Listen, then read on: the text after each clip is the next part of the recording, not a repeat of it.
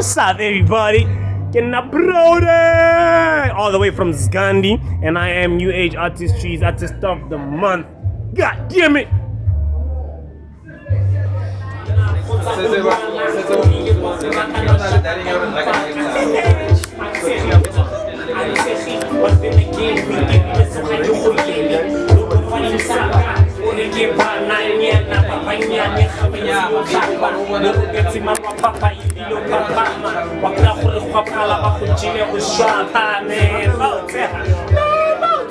Azanga warukeha sublima enjimutseha Luya mukheiti kolekers ta Kobreha mponi jo kolekers ta Wa kolekers ta Serupi perekele jo kolekers ta Luya mukheiti kolekers ta Kobreha mponi jo kolekers ta Wa kolekers ta Perekele jo kolekers ta.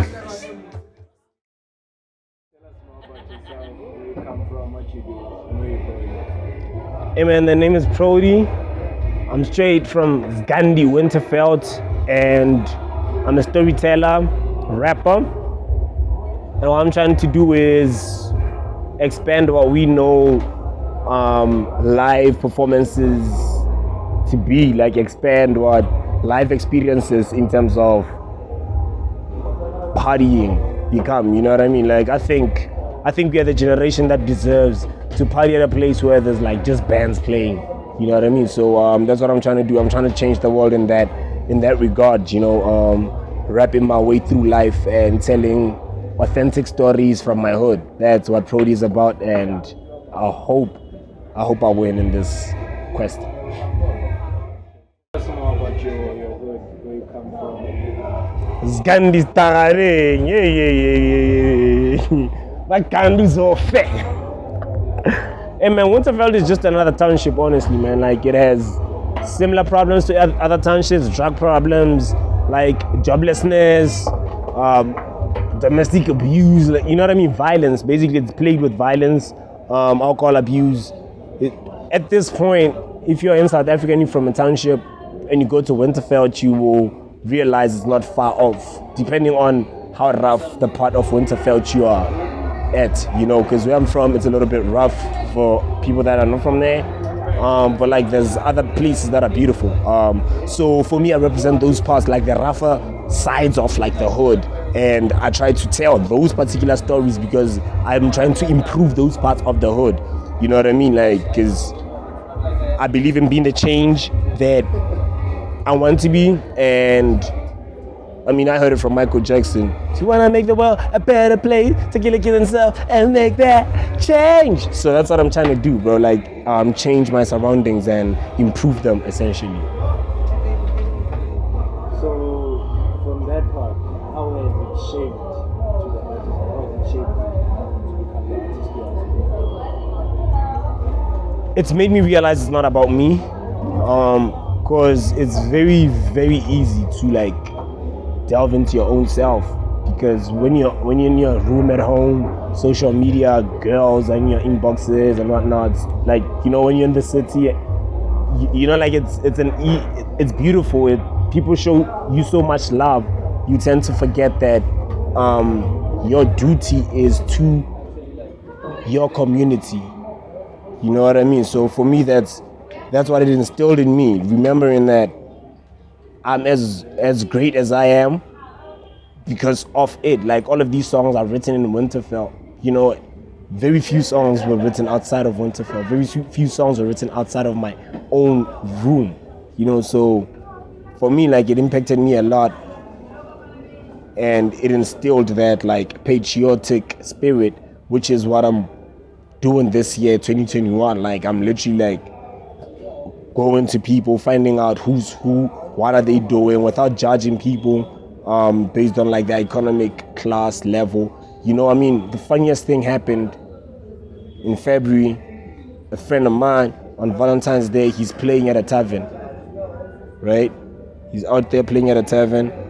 I go there support him, and for some reason it becomes a big deal. I didn't even realize, because I'm not used to like people in my hood, right? Like it's such a big deal that like on the Thursday, that was the Sunday. On the Thursday when I come to Black Labone, there's like this girl gives me a lecture about me going to a tavern, you know, and she was not the only one, other people were too. And then I was like, ask myself the question, so if you see so much dirt in yourself, because like essentially these people saw me at those places, it's not like they saw me somewhere else. If they feel like I deserve better, how is it that they don't think they themselves deserve better? You know, so for me it's an emotional thing for me because of I'm this great, Pesima Imela is super great, Thabisa Tabet is super great, you know, like, and others as well that are still coming up. I'm blessing the kid that went to the same high school as I went. He was top 10 students, like matric students for 2020, right? And I'm guessing like these people are showing the kids and they're showing their peers and they're showing the elders that like there is a better Winterfeld. We just have to do it ourselves, amongst ourselves.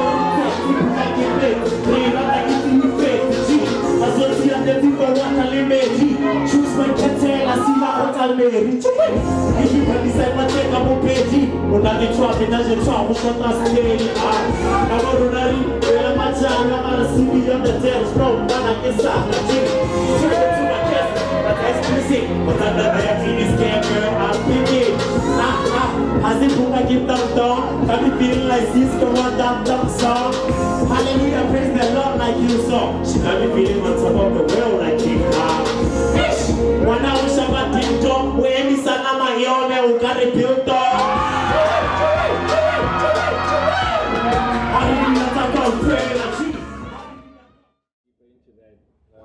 Tell us more about Doski and linking that to the stories you Doski.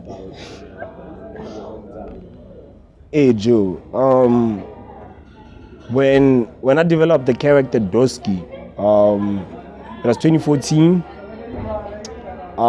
That's around the time that I wrote most of the music that people that know me for, like I Start, King Kong, Joanna, Prince, all of those songs were written in that time, and that character was just like a symbol for any man in any given situation, right? So basically what I did was I took different stories from different people and put them and made them like one character, right? So whether I'm talking about like I'm at a party, Joanna, whatever, that's Doski, you know what I mean? Like at any given point, most of my music, it's Doski or Prince, right? Prince is just to bring it back home a little bit, because of some of these things are things I go through myself. So put myself in it. And as well, it's a thing of not trying to do that whole thing of telling a story from a third person type situation. Like, look at what people are doing. You're doing it in a sense that like, yo, this is me, this is my livelihood, this is what I'm doing.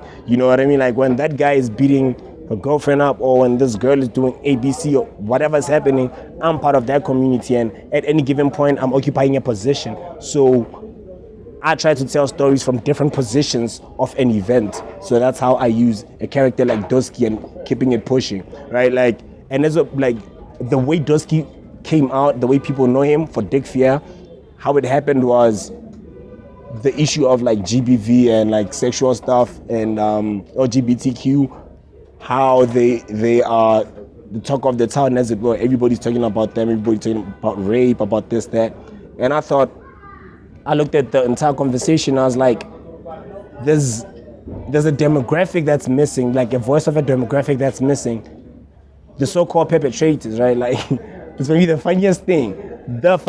If I go into your house or anybody's house and break into it and steal stuff, the reasons as to why I did it, they're gonna try to find them out from me, right? That's a common thing, right? But like when somebody rapes, they try to find out from the victim. What do they think the guy raped? Like, you know what I mean? Like, as far as I'm concerned right now in this country, the way we know rape, the way we know gender-based, and like, cause I'm at odds with the term gender-based violence because it's not gender-based. You know why? Because I'm in Gandhi. I see the guy that's beating the girl is the guy that's fighting at the tavern with another man, right? It's not some guy that's beating women only. He's beating everybody. He has a problem of violence, right? So that's when the whole concept of dick fear and actually putting Doski in the forefront and making him the rapist, the murderer, like the guy that's smart, that went to varsity, that graduated college,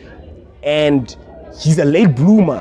If you check out like the story of Doski, because on Lager Start it's literally like, yo papa, you on TV, kumbule kaya. That means he eventually got the house, he eventually got the wife, he eventually got the perfect kids that went to multiracial schools.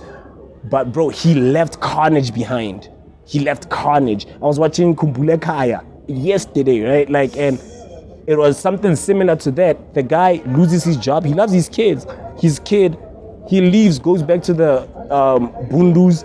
The mom does whatever she does. They both lose contact with the child. The child grows up. She gets raped, ABC. And next thing you know, that guy's life is okay. Only to find out he was denied access to the kid, right? Like, it's an actual story and it's not an isolated story.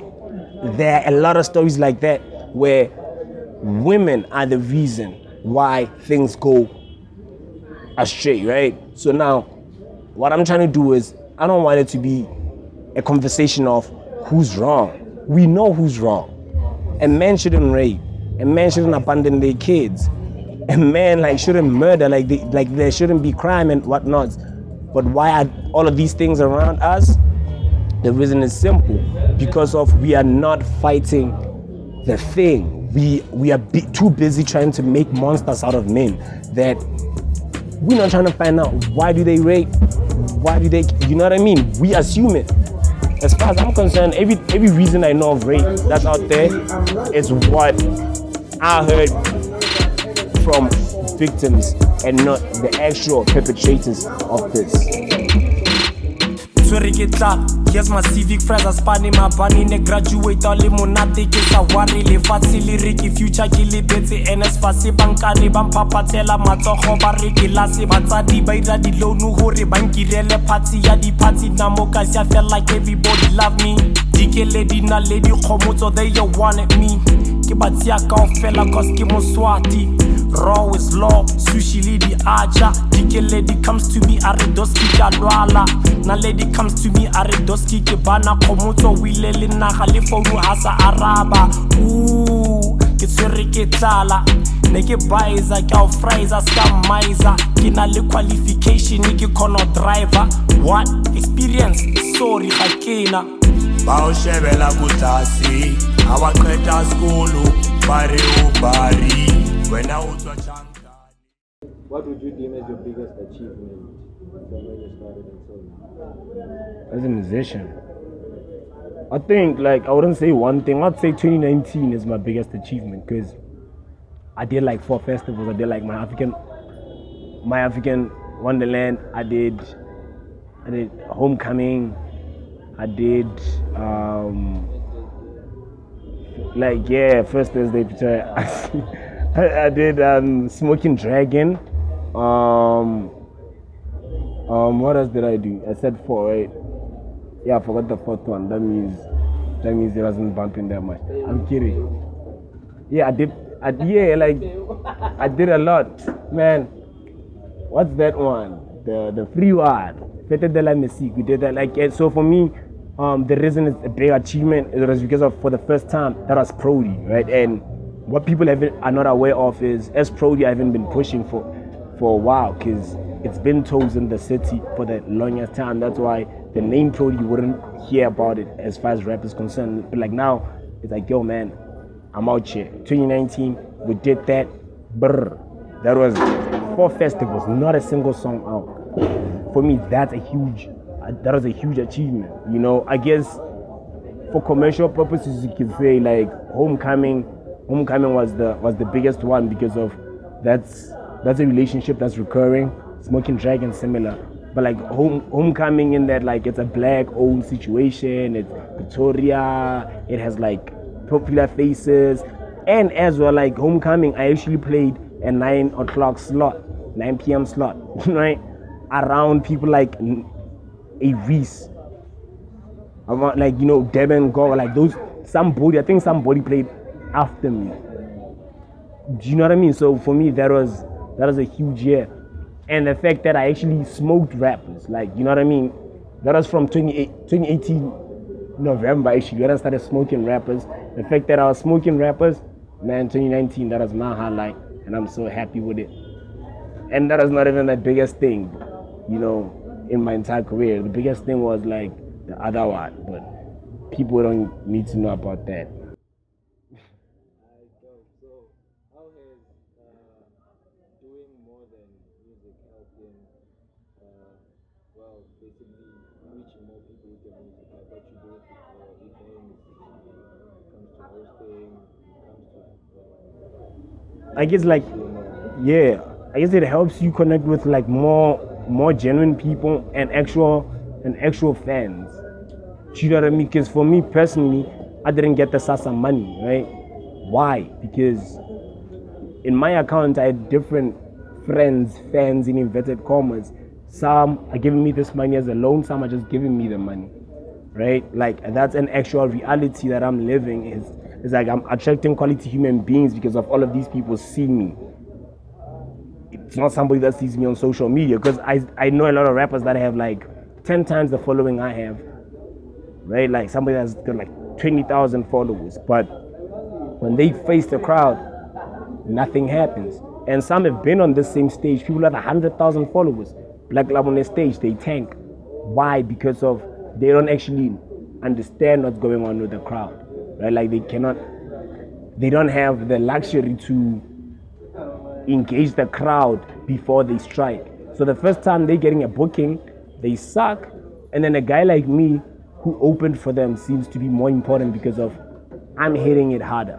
I don't have the numbers they have, but I'm killing it, and that helped me in shaping my blueprint in terms of going forward. Because now I'm not out here trying to be Prodiiiiiii and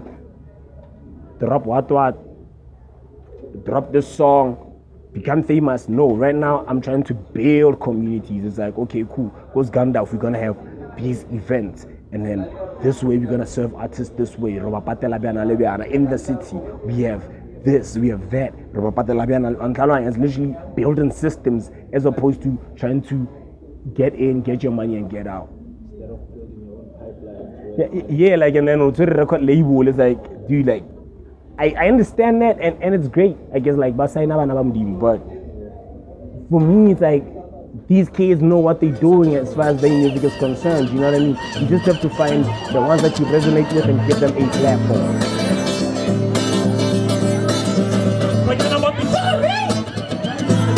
White, lily, so, lily, villa, so, mara, lily, blufa, ko. White, lily, so, lily, sa, di po, lily, kompa, sa, di ko. White, lily, so, lila, son, no, please, kompa, sa, ya, ko. White, lily, so, lily, so. Why did it so? Banana Pitari! Why did it so? Lily Pila so. Mara, Lily, Lova, Ko. Banana Pitari! Why did it so? Lily Sa, Dipo, Lily, Lova, Sa, Dipo, Banana Pitari! So, who are your biggest influences? Honestly, I don't know influences. Like, cause I think previously I've answered the question very casually, but I don't. Like, I was thinking actually this morning that like a funny story. When my mom took me to Bloem, she didn't tell me about like how there's electricity there. Cause then where we stayed in my home, Winterfell, we didn't have electricity. She didn't tell me about the electricity. She didn't tell me about the big ass peaches and like fig cheese, like and like what do they call it, grapes, all of the amazing things that I found in Botswana. She didn't say anything about them. She told me that there's a family choir. That's all it took. 1998, what, like 7-year-old Prodiiiiiii. That's how my mom convinced me to leave Pretoria or Winterfell to go to Botshabelo, right? So for me, my inspiration is just anybody, and like at any given point, sometimes an Oliver Mtukudzi is gonna touch me. Sometimes Benny Maingan is gonna touch me. Yeah, you know, obviously persuasion is in hip hop and in American hip hop mostly. But like now I rap in like purely Pretoria, and no Pretoria rapper made me do that. It was literally just watching documentaries of hip hop and learning what hip hop is to different people that are pioneers of it, and then I realized, oh, it's about embracing yourself and embracing where you are from and who you are. And so, man, it's life, and it's not about like trying to undermine other musicians. Like musicians inspired me. Stromae, Kanye, Brenda Fassie, like Sweetie Malavinda, Gupena, continental DJ man, I forgot, like Destiny's Child, because when Channel O was still on SABC 1, when Channel O was still on SABC 1, those were the songs that I used to play there, and they influenced me in terms of trying to do music. Then Eminem bang influenced it differently. So yeah, man, I guess everything and everybody inspires one.